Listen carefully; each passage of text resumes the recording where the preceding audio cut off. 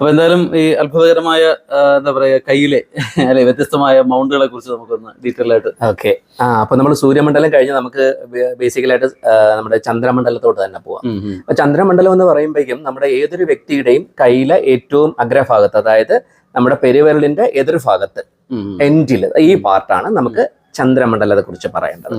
അപ്പൊ ചന്ദ്രമണ്ഡലം എന്ന് പറയുമ്പോൾ തന്നെ നമുക്ക് മനസ്സിൽ ഒരു ഫെമിനിയൻ എനർജീനെ നമുക്ക് മനസ്സിൽ സങ്കല്പം ചെയ്യാം. ചന്ദ്രൻ അത്രയും മൈൻഡിന്റെ കാരകത്വമാണ് ചന്ദ്രൻ. മനസ്സുമായിട്ട് ബന്ധപ്പെട്ടുള്ള എല്ലാ കാര്യങ്ങളും ചന്ദ്രമണ്ഡലവുമായിട്ട് ബന്ധപ്പെടുത്തിയാണ് നമ്മൾ പറയേണ്ടത്. അപ്പൊ ചന്ദ്രമണ്ഡലത്തിൽ ഓരോ രേഖകൾ വന്ന് ഓരോ ലൈൻ വന്ന് കയറിയാലുള്ള ഫലങ്ങളെ കുറിച്ച് ഉൾപ്പെടെ നമുക്ക് ചന്ദ്രമണ്ഡലം. ചെറിയൊരു കാര്യം എന്നോട് പറഞ്ഞോട്ടെ. സൂര്യനും ചന്ദ്രനും നമ്മൾ പറയുമ്പോൾ രണ്ട് പുരുഷന്മാരാണ്. സൂര്യൻ പുരുഷത്വത്തിന്റെ ഏറ്റവും വലിയ ടോപ്പ് ഇങ്ങനെ നിൽക്കുമ്പോൾ നമുക്ക് അതിന്റെ തീക്ഷ്ണമായ പ്രകാശം. ചന്ദ്രൻ പുരുഷനാണെങ്കിലും അത് ഫെമിനൈൻ എനർജി. അത് എപ്പോഴും ആളുകൾ ചിലപ്പം തെറ്റിദ്ധാരണ വരാം. കാരണം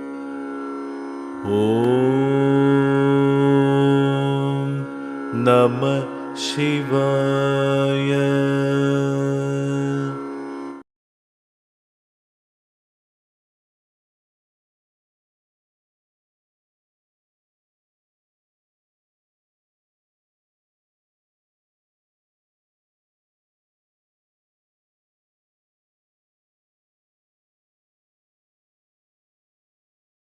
കാരണം അത് തീർത്തും ഈ എനർജിനെ കുറിച്ച് പറഞ്ഞപ്പോഴോ ചന്ദ്രമണ്ഡലത്തെ കുറിച്ച് പറയുമ്പോഴും ആ എനർജി ഒരു ഫെമിനിയൻ എനർജി എന്ന് പറയുന്ന ഒരു ഗീവിങ് എനർജിയാണ്.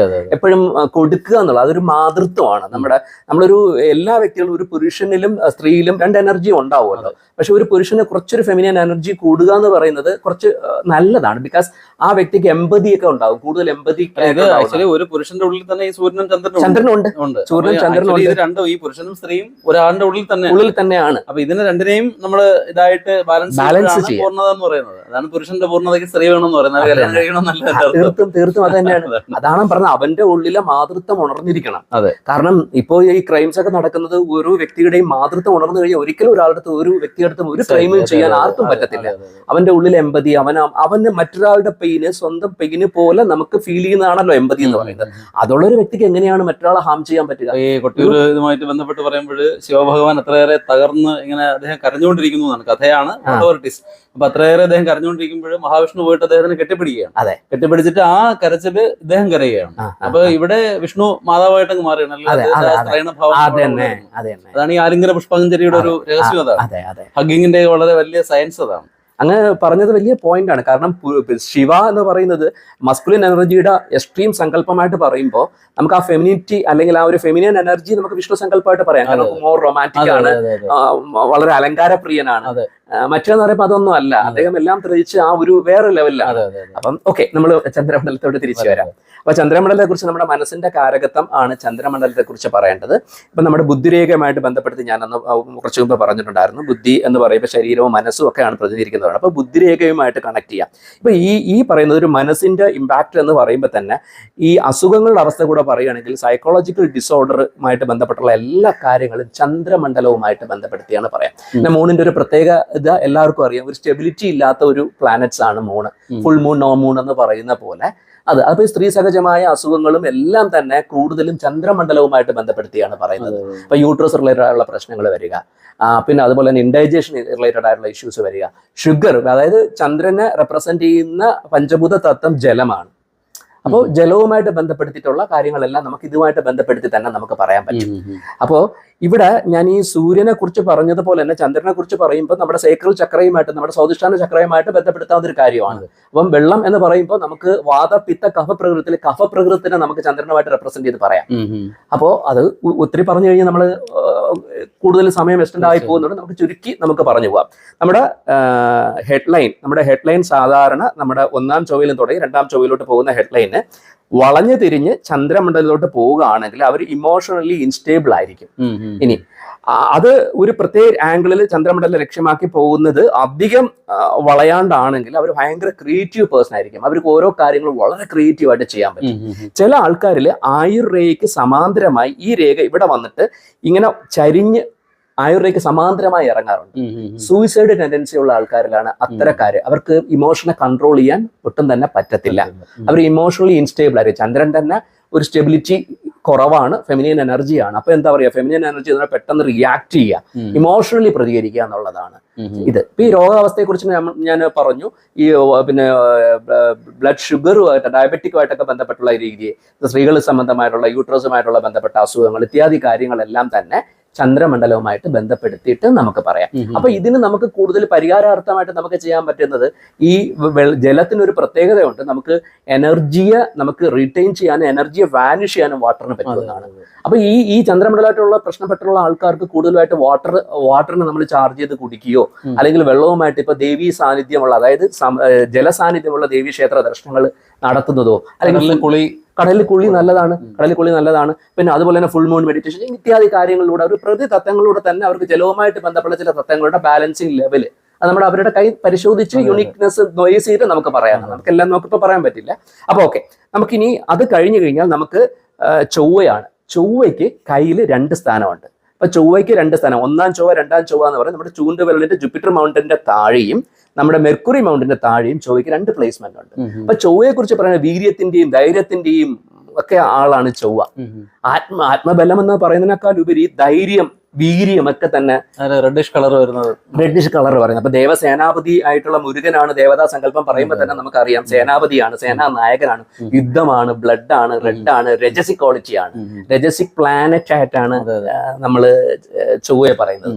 അപ്പൊ ഈ ചൊവ്വ നമ്മൾ വെച്ചിട്ട് നമുക്ക് ബന്ധപ്പെട്ട് നമുക്ക് ഒരാൾ എത്രത്തോളം അവരുടെ രജസിക് നാച്ചർ ഉണ്ട് നമുക്കറിയില്ലോ. സാത്വികം, രജസിക്, തമസിക് എന്ന് പറഞ്ഞ 3 ഗുണങ്ങളിൽ ഈ രജസിക് ഗുണങ്ങളുമായിട്ട് ബന്ധപ്പെട്ടുള്ള കാര്യങ്ങളും ഒക്കെ തന്നെ ഒരാളുടെ പിന്നെ എന്താ പറയാ, എത്രത്തോളം ക്വിക്കായിട്ട് ഒരു കാര്യത്തിനായിട്ട് പ്രതികരിക്കുന്നു, അയാൾ ഒരു ഇഷ്യൂ വരുമ്പോഴേക്കും അതിനെ എത്രത്തോളം ധൈര്യത്തോടെ അതിനെ ഫേസ് ചെയ്യുന്നു എന്നുള്ളതൊക്കെ തന്നെ നമുക്ക് ഇത് പെട്ട് പറയാം.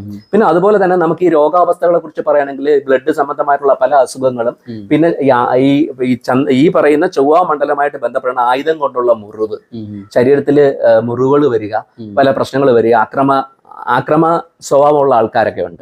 അപ്പൊ അവർക്ക് ഈ ചൊവ്വയുമായിട്ട് ബന്ധപ്പെട്ടുള്ള ചില ഊർജ്ജ താഴ്ച ലെവലുകൾ വെച്ചിട്ട് നമുക്ക് പറയാം.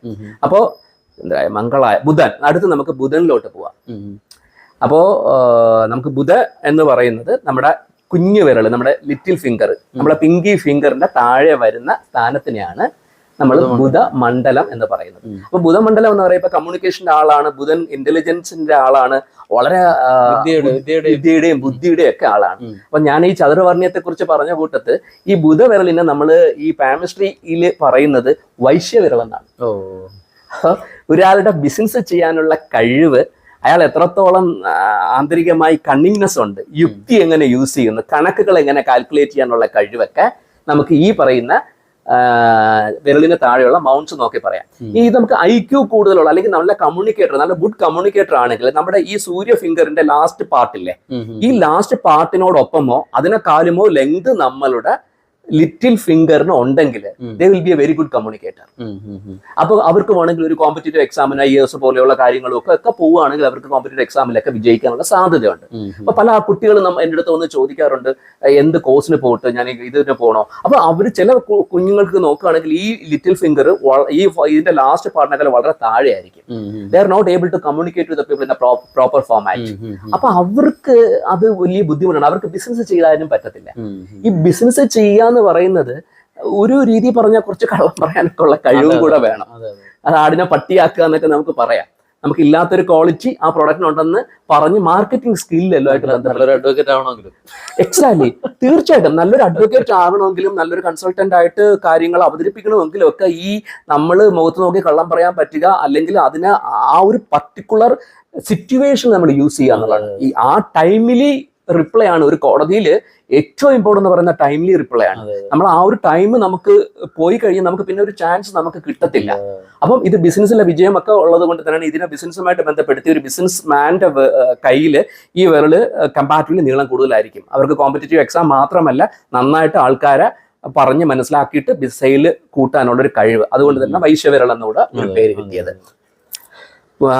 അപ്പോ നമ സൂര്യായ ചന്ദ്രായ മംഗളായ ബുധായ ഗുരു ശുക്ര. അപ്പൊ നമുക്ക് ഇനി അടുത്ത് ഗുരുമണ്ഡലം പോകാം. ഞാൻ ഒരു ഓർഡറിൽ വരാൻ വേണ്ടിയിട്ടാണ് ഇതിങ്ങനെ പറഞ്ഞത്. അപ്പൊ നമുക്ക് ഗുരുമണ്ഡലം എന്ന് പറയുന്നത് ഞാൻ ഈ പറഞ്ഞു, നമ്മുടെ ചൂണ്ടുവിരൽ, നമ്മുടെ ഇൻഡെക്സ് ഫിംഗറിന് താഴെ വരുന്ന മൗണ്ടിനെയാണ് ഗുരുമണ്ഡലം അല്ലെങ്കിൽ ഗുരു മൗണ്ട് എന്ന് പറയുന്നത്.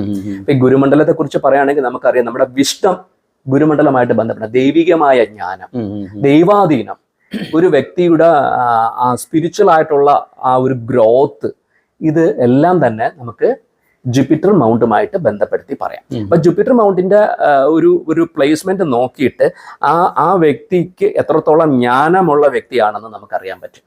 അപ്പം ഇത് നമുക്ക് മറ്റെന്തൊക്കെ ദോഷങ്ങളുണ്ടെങ്കിലും ദൈവാധീനം ഉണ്ടെങ്കിൽ അവൻ അതെല്ലാം പരിഹരിക്കപ്പെടും എന്ന് പറയുന്ന പോലെ തന്നെ ഇതിന്. അപ്പൊ നമുക്ക് ഇവിടെ ക്വൈറ്റ് നാച്ചുറലി നമ്മൾ ചാതുർവർണ്ണയത്തെ കുറിച്ച് പറഞ്ഞപ്പോ ഈ വിരലിനെ ബ്രാഹ്മണ വിരൽ എന്നും കൂടാണ് പേര്. അപ്പൊ പൂജ ചെയ്യുന്ന, അപ്പൊ ഇത് ഈ ഒരു സ്പിരിച്വൽ ആക്ടിവിറ്റി പോലെ തന്നെ മറ്റുള്ളവർക്ക് ആയിട്ട് ബന്ധപ്പെട്ടുള്ള പൂജ, എന്താ പറയാ, ഇതൊരു സാത്വിക വിരലും കൂടെയാണ്, സാത്വികമായ ഒരു പ്ലാനറ്റ് ആണ്. അപ്പൊ ഇതിന് കൂടുതലും സ്ലോ ആൻഡ് സ്റ്റഡി ആയിട്ടുള്ള ഒരു രീതിയിലാണ് നമുക്ക് ഈ പറയുന്നത്. അപ്പൊ ഈ മൗണ്ടുമായിട്ട് ബന്ധപ്പെടുത്തിയിട്ട് നമുക്ക് പറയാവുന്ന അസുഖങ്ങൾ എന്ന് ചോദിച്ചു കഴിഞ്ഞാൽ നമ്മുടെ ലങ്സുമായിട്ട് ബന്ധപ്പെട്ടുള്ള അസുഖങ്ങൾ, ശ്വാസകോശ സംബന്ധമായിട്ടുള്ള അസുഖങ്ങളൊക്കെ തന്നെ നമുക്ക് ഈ വിരലിന്റെ താഴിൽ വരുന്ന ചില പ്രത്യേക ലൈനുകൾ കൊണ്ട് വരാം. അപ്പൊ ഈ വിരലിനോട് കൂട്ടി വായിക്കേണ്ട മറ്റൊരു ഇതാണ്, നമ്മുടെ സാധാരണ മിക്കവാറും കൈകളിൽ നമ്മുടെ ലൈഫ് ലൈന് ഈ ജൂപ്പിറ്റർ മൗണ്ടിലായിരിക്കും പോയി എൻഡ് ചെയ്യുക എന്നുള്ളത് ഞാൻ പറഞ്ഞു. ലൈഫ് ലൈൻ ജൂപ്പിറ്റർ മൗണ്ടിൽ പോയി എൻഡ് ചെയ്യുന്നത് അവർക്ക് വളരെയധികം ആത്മബലം ഉള്ളവരും അവർക്ക് ബേസിക് ആയിട്ട് പല കാര്യങ്ങളും അപഗ്രഥിച്ച് മനസ്സിലാക്കാനുള്ള ആത്മബലത്തെയും ഒക്കെയാണ് സൂചിപ്പിക്കുന്നത്. ലോങ് ലൈഫ് ഉണ്ട്, അവർക്ക് ആത്മബലം ഉള്ളവരാണ് എന്നുള്ളതും കൂടെ നമുക്ക് പറയാം.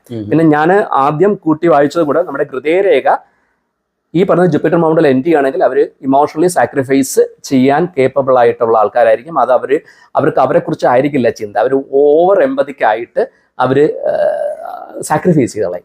അത് നല്ലൊരു പ്രവണതയല്ല, വ്യക്തിപരമായിട്ട് ഒരു നല്ലൊരു പ്രവണതയല്ല. അപ്പം അതാണ് നമുക്ക് ഈ പറയുന്ന ജൂപ്പിറ്റർ മൗണ്ട്. അപ്പൊ ജൂപ്പിറ്റർ മൗണ്ടിന് എല്ലാ മൗണ്ടിനും ഒരു ബാലൻസ് സ്റ്റേറ്റ് ഉണ്ട്. അത് ഉയർച്ച താഴ്ചകൾ ഒന്നും അധികമായാലും ദോഷമാണ്, ഡൗൺ ആയാലും ദോഷമാണ്, ഇതൊരു ബാലൻസ് ഉണ്ട്. ഇപ്പൊ ഇവിടെ നോക്കാം, ഈ ജൂപ്പിറ്റർ മൗണ്ട് വളരെ അധികമായി കഴിഞ്ഞാൽ അവർക്ക് ഭയങ്കര ഞാൻ പിടിച്ച മുയലിന് 4 കൊമ്പ് എന്ന് പറയുന്ന ഈഗോ ആണ്. സി നമ്മുടെ ഈ വിരൽ you have to do this is a ego finger എന്നാണ് ഇതിനെ പറയുന്നത്. നമ്മള് പല കാര്യങ്ങളും ഒരാളുടെ നമ്മൾ പറയുന്നത്, നമ്മൾ ഒരാളുടെ നേരെ കൈ ചൂണ്ടുമ്പോൾ മറ്റേ വിരലുകൾ നമ്മളെ ചൂണ്ടുന്നു എന്ന് പറഞ്ഞ പോലെ നമുക്ക് ഇതിനൊരു കമാൻഡിങ് ഫോഴ്സും കൂടെ ഉണ്ട്. അപ്പം അതുകൊണ്ട് തന്നെ നമുക്ക് നമ്മുടെ ഈഗോയെ റെപ്രസെന്റ്, അപ്പൊ ഇത് കൂടുതൽ ഹൈ ആയി കഴിയുകയാണെങ്കിൽ അവർ ഭയങ്കര ഈഗോ ഉള്ള വ്യക്തികളായിരിക്കും. അതുകൊണ്ടായിരിക്കും അത് മടക്കുമ്പോഴേറ്റവും വലിയ ചിന്മുദ്രയായിട്ട് വരുന്നത്. കാരണം ഇത് നമ്മുടെ ഹരേ കൃഷ്ണയിൽ പോലും നമ്മൾ മാല ജപിക്കുമ്പോൾ ഈ ഫിംഗർ പുറത്തായിരിക്കും. അത് നമ്മുടെ ഈഗോ ഫിംഗറിനെ മാറ്റി നിർത്തിയിട്ട് നമ്മൾ ഇങ്ങനെയാണ് ജപിക്കുന്നത്. ഇപ്പം ഏകാദശിയും കൂടെ ആയിട്ട് നമുക്കത് പറയാൻ നല്ല തെറ്റുന്നില്ല. അപ്പൊ നമ്മൾ ഈ ഒരു ആംഗിളാണ് ജപം പോലും നമ്മൾ ചെയ്യുന്നത്. ഈ ഫിംഗർ ഈഗോ ഫിംഗർ എന്നുള്ള രീതിയിൽ അത് ഈഗോ നമുക്ക് വർക്കൗട്ട് ചെയ്യത്തില്ല. അത് രമണ മഹർഷി അടുത്ത് ഒരു വ്യക്തി പോയിട്ട് ചോദിക്കുന്നുണ്ട്, പിന്നെ സ്വാമിജി എനിക്ക് മറ്റുള്ളവരടുത്ത് നന്നായിട്ട് പെരുമാറാൻ പറ്റുന്നില്ല, ഞാൻ എന്താണ് ചെയ്യേണ്ടതെന്ന് പറയുമ്പോൾ രമണ മഹർഷി മനോഹരമായ ഒരു ആൻസർ പറയുന്നുണ്ട്, ആരാണീ മറ്റുള്ളവർ? അതിൽ തന്നെ എല്ലാ ആൻസറും പറയുന്നുണ്ട്. ഇതിന് സമാന്തരമായി സദ്ഗുരു നമ്മുടെ ശ്രീ രവിശങ്കർ അടുത്ത് ഒരു വ്യക്തി പറയുന്നുണ്ട്, Guruji how I know I become enlightened. അപ്പൊ ഗുരുജി പറയുന്നുണ്ട്, the question itself is totally wrong, there is no I connected with enlightenment, removing I from us is called enlightenment. അപ്പൊ നമ്മളിൽ നിന്ന് ഞാനെന്ന ഭാവം ഇല്ലാതാക്കി കഴിഞ്ഞാൽ മാത്രമേ നമുക്ക് ഒരു ഗ്രോത്ത് ഉണ്ടാവുള്ളൂ. പറയുന്നുണ്ട് ഐ വോണ്ട് പീസ് എന്ന് പറയുമ്പോൾ ബുദ്ധനോട് ഐ വോണ്ട് പീസ് എന്നല്ല പറയുന്നത്, ഇംഗ്ലീഷിൽ മാറ്റി. അപ്പൊ ആദ്യം വേണ്ടെന്ന് പറഞ്ഞാല് ആദ്യം പിന്നെ ഐ കളയുക, അപ്പൊ വാണ്ടായി, അപ്പൊ വാണ്ടും കളയുമ്പോഴത്തേക്ക് പീസ്, അയ്യും വാണ്ടും കളഞ്ഞാൽ പീസായി. അല്ല, എത്ര മനോഹരമായിട്ടാണ് നമ്മുടെ ഓരോ ആൾക്കാരും നമുക്ക് കാര്യങ്ങൾ പറഞ്ഞു തന്നിരിക്കുന്നത്. കാരണം നമ്മുടെ ഒരു സുഹൃത്തുക്കളിന് എപ്പോഴും ഇങ്ങനെ പറയുന്നൊരു ഡയലോഗുണ്ട്, self praising is worse than suicide. ആത്മപ്രശംസ ആത്മഹത്യയേക്കാൾ പാപകരം. മഹാഭാരതത്തിൽ പറയുന്നുണ്ടല്ലോ, അതായത് ഈ മറ്റേ വളരെയേറെ ക്രുദ്ധനായിട്ട് യുധിഷ്ഠിരനെ കൊല്ലാനായിട്ട് അർജുനൻ പോകുമ്പോഴത്തേക്ക്, കാരണം അദ്ദേഹം ചെയ്ത അത്രയും വലിയ തെറ്റുകൾ ചെയ്തുകൊണ്ട് ഭയങ്കരമായിട്ട് ഇങ്ങനെ ഷൗട്ട് ചെയ്ത് ഇതാവുമ്പോഴത്തേക്ക് പിന്നീട് തന്നെ കുറ്റബോധം വരും. അതായത് ഞാൻ ഇത്രയും തെറ്റ് ചെയ്തു പോയല്ലോ എന്ന് പറയുമ്പോഴത്തേക്ക് അദ്ദേഹം ആത്മഹത്യ ചെയ്യുമ്പോൾ ആരാണ്? അർജുൻ. അപ്പൊ കൃഷ്ണൻ പറഞ്ഞൊരു കാര്യം, നീ 2 മിനിറ്റ് തന്നെ അങ്ങ് പ്രൈസ് ചെയ്യും, ഭയങ്കരമായിട്ട് അങ്ങ് പോയെടുത്ത്, അപ്പൊ പ്രശ്നം തീർന്നു പറയും. കഥകൾ നോക്കിയുള്ളൂ, രസകരമായിട്ടാണ് പറഞ്ഞു വെച്ചിരിക്കുന്നത്.